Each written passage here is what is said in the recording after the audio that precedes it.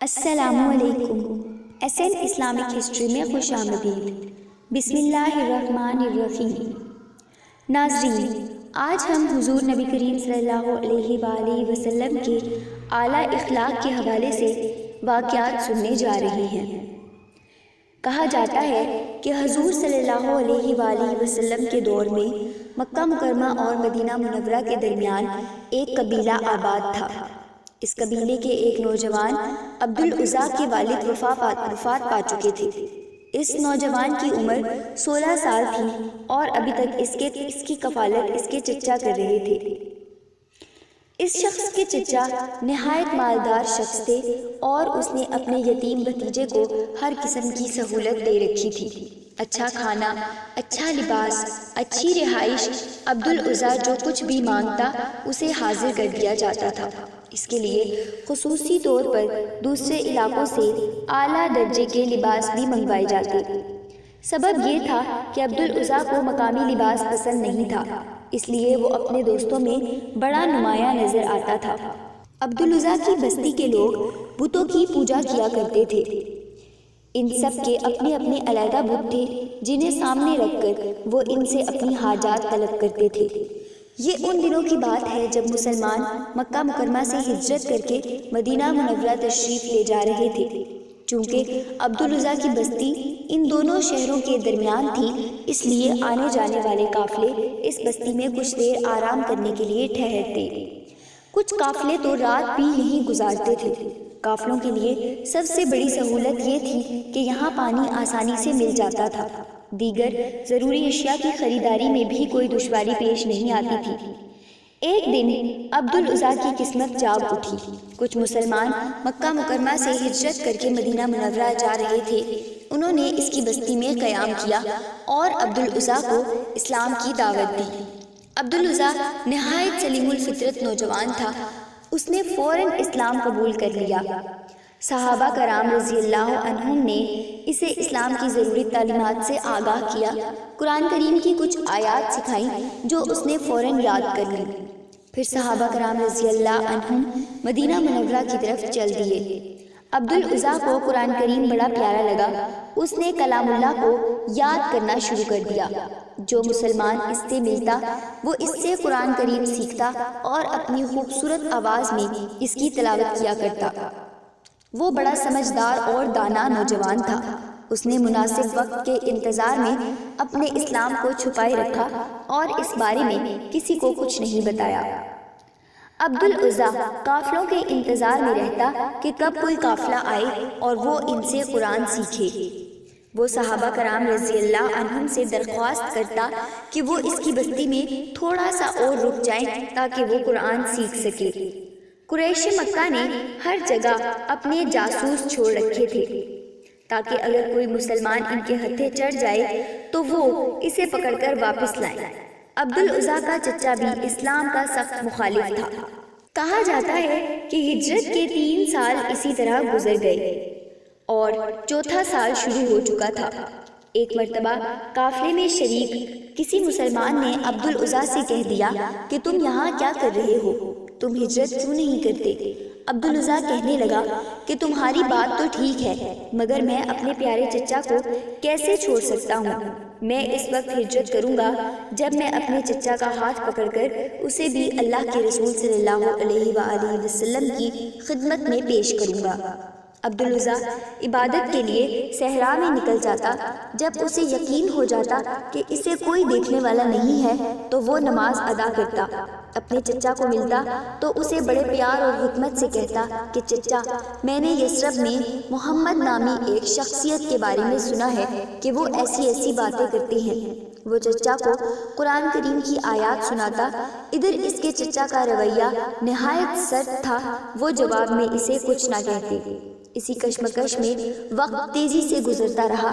ایک دن اس کے صبر کا پیمانہ لبریز ہو گیا۔ اس نے بڑی محبت سے اپنے چچا سے کہا، پیارے چچا، میں نے ایک مدت آپ کا انتظار کیا ہے۔ میرا خیال تھا کہ آپ اسلام قبول کر لیں گے مگر آپ نے اسلام قبول نہیں کیا۔ اب آپ کو یہ بات بتانے کا وقت آ پہنچا ہے کہ میں نے عقیدہ توحید قبول کر لیا ہے اور اشہد ان لا الہ الا اللہ و اشہد ان محمد رسول اللہ کا اقرار کر لیا ہے، اور اب میں اللہ کے رسول صلی اللہ علیہ وآلہ وسلم کی جدائی مزید برداشت نہیں کر سکتا، لہٰذا میں ہجرت کر کے مدینہ منورہ جا رہا ہوں۔ میری دلی خواہش ہے کہ آپ بھی میرے ساتھ چلیں۔ پہلے تو چچا کو یقین نہ آیا، اور جب اسے اپنے بھتیجے کے اسلام کا یقین ہو گیا تو وہ شدید غصے میں آ گیا اور کہنے لگا، میں نے تمہیں پالا ہے، تمہارے ساتھ محبت کی اور تمہیں دنیا کی ہر نعمت عطا کی، میں تمہیں حکم دیتا ہوں کہ فوراً اسلام سے باز آ جاؤ۔ عبدالعزیٰ نے جواب دیا، میں تو کبھی اسلام چھوڑنے کا تصور بھی نہیں کر سکتا۔ پھر تمہیں ہر نعمت، ہر چیز جس کے تم مالک ہو وہ چھوڑنا پڑے گی۔ میں تم سے تمام آسائشیں اور سہولتیں واپس لے لوں گا۔ سنو، ہر چیز حتیٰ کہ تمہارے تن کے کپڑے بھی تم سے اتروا لیے جائیں گے۔ عبدالعزیٰ کہنے لگا، چچا جان، جیسے آپ کی مرضی، میں اللہ اور اس کے رسول صلی اللہ علیہ وآلہ وسلم کے مقابلے میں کسی چیز کو اہمیت اور فوقیت نہیں دے سکتا۔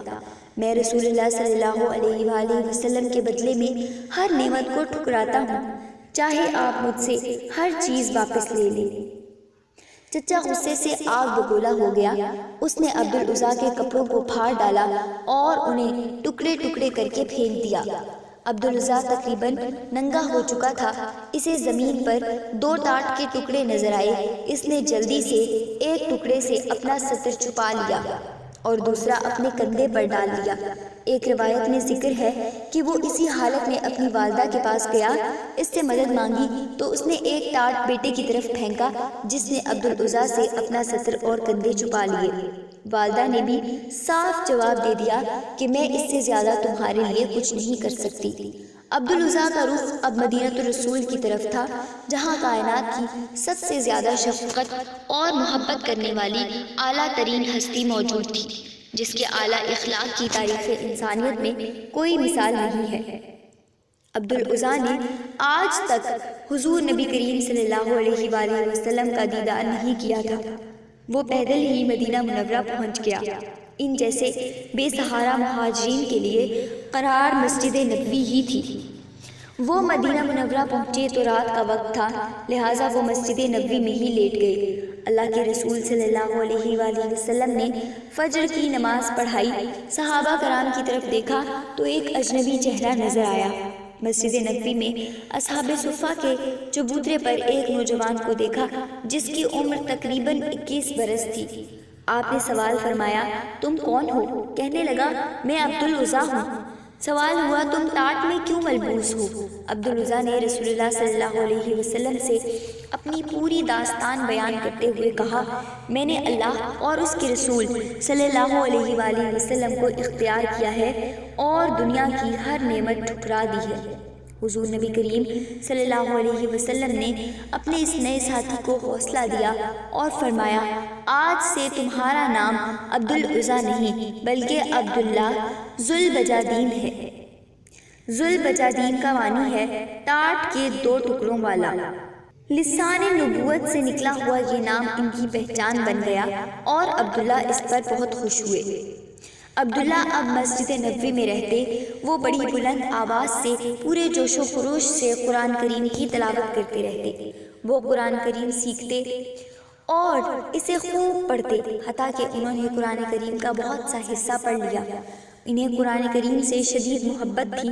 اللہ کے رسول صلی اللہ علیہ وسلم نے ان سے فرمایا تھا، میرے دروازے کے قریب ہی رہنا، اور عبداللہ واقعی رسول اللہ صلی اللہ علیہ وسلم کے دروازے کے دربان بن گئے۔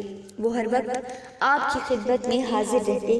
عبداللہ بڑی اونچی آواز میں ذکر و اذکار کرتے تھے۔ وہ مسجد ہی میں رہتے اور اونچی آواز میں قرآن کریم کی تلاوت کرتے تھے۔ ایک مرتبہ حضرت عمر فاروق رضی اللہ تعالی عنہ نے اللہ کے رسول صلی اللہ علیہ وسلم سے عرض کی، اس اعرابی کو دیکھیے کہ یہ کتنی اونچی آواز سے قرآن کریم کی تلاوت کر رہا ہے، اس کی وجہ سے لوگوں کو قرآن کی تلاوت کرنے میں دقت پیش آ رہی ہے۔ حضور نبی کریم صلی اللہ علیہ وآلہ وسلم نے فرمایا، عمر اسے چھوڑ دو، یہ تو سب کچھ چھوڑ چھاڑ کر اللہ اور اس کے رسول کی طرف ہجرت کر کے نکلا ہے۔ ناظرین کرام، ذرا غور کیجئے کہ عبداللہ ایک عام سا شخص ہے۔ مدینہ منورہ میں اس کا کوئی خاندان اور قبیلہ نہیں ہے، نہ ہی وہ کوئی مالدار ہے۔ اس کے باوجود اللہ کے رسول صلی اللہ علیہ وسلم نے اسے اپنے قریبی ساتھیوں میں شامل فرما لیا ہے۔ اسی کو اعلیٰ اخلاق کہتے ہیں۔ اس کی سب سے بڑی خوبی یہ ہے کہ وہ اللہ کے رسول صلی اللہ علیہ وسلم سے اور اللہ کے رسول ان سے محبت کرتے ہیں۔ وقت گزرتے دیر نہیں لگتی، چند سال گزرے، اللہ کے رسول صلی اللہ علیہ وسلم 9 ہجری میں غزوہ تبوک کے لیے روانہ ہوئے۔ یہ ایک بڑا لشکر تھا جس میں دیگر مجاہدین اسلام کے ساتھ عبداللہ بھی شامل تھے۔ یہ جذبہ شہادت سے سرشار اللہ کے رسول صلی اللہ علیہ وسلم کی خدمت میں حاضر ہوئے اور آپ سے درخواست کی، کیا رسول اللہ میرے لیے دعا فرمائیں کہ اللہ تعالیٰ مجھے شہادت کا رتبہ عطا فرمائیں۔ اللہ کے رسول صلی اللہ علیہ وسلم نے ان کے لیے دعا فرمائی، اے اللہ، میں اس کا خون کفار پر حرام کرتا ہوں۔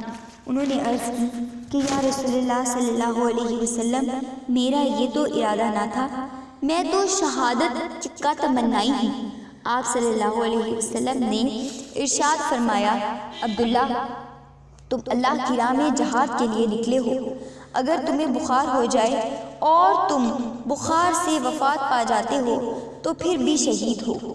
اللہ کے رسول صلی اللہ علیہ وسلم تبوک پہنچے۔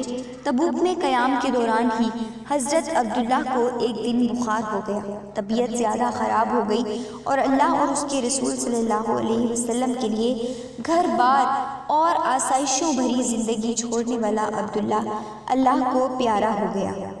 حضور نبی کریم صلی اللہ علیہ وسلم کو یہ خبر دی گئی۔ اللہ کے رسول صلی اللہ علیہ وسلم حضرت ابوبکر صدیق اور حضرت عمر فاروق رضی اللہ تعالی عنہم کو ہمراہ لے کر ان کے کفن اور دفن کا بندوبست کرنے لگے۔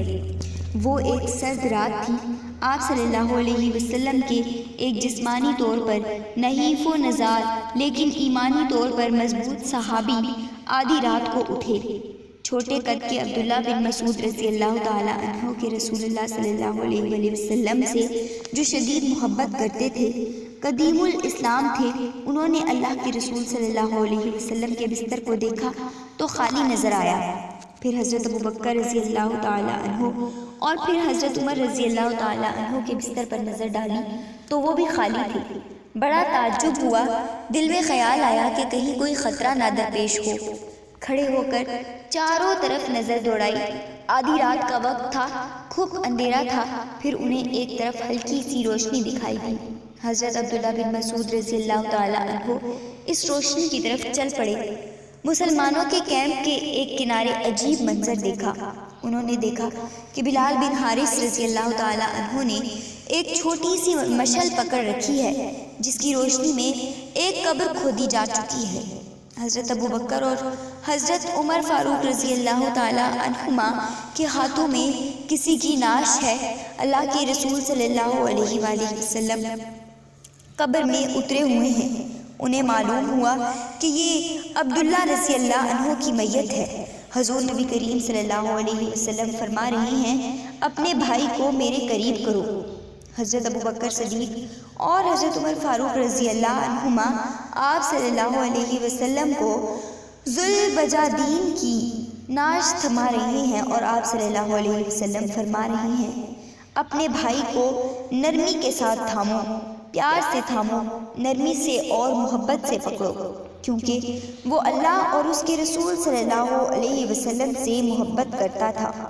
اللہ کے رسول صلی اللہ علیہ وسلم نے اپنے پیارے ساتھی کو اپنے مبارک ہاتھوں سے اٹھایا اور بڑی محبت اور پیار سے قبر میں اتارا۔ پھر آپ صلی اللہ علیہ وسلم کے اخلاق کی بلندی دیکھیے۔ آپ نے اپنے مبارک ہاتھوں کو آسمان کی طرف اٹھا کر اللہ سے دعا فرمائی، اے اللہ، میں تجھے گواہ بنا کر کہتا ہوں کہ میں آج شام تک عبداللہ سے راضی تھا، اے اللہ تو بھی اس سے راضی ہو جا۔ ایک روایت میں ہے کہ اللہ کے رسول صلی اللہ علیہ وسلم نے اپنے مبارک ہاتھوں سے اسے دفن کیا اور فرمایا، اے اللہ اس پر رحمت فرما۔ یہ قرآن کریم کی تلاوت کرنے والا اور اللہ اور اس کے رسول سے محبت کرنے والا تھا۔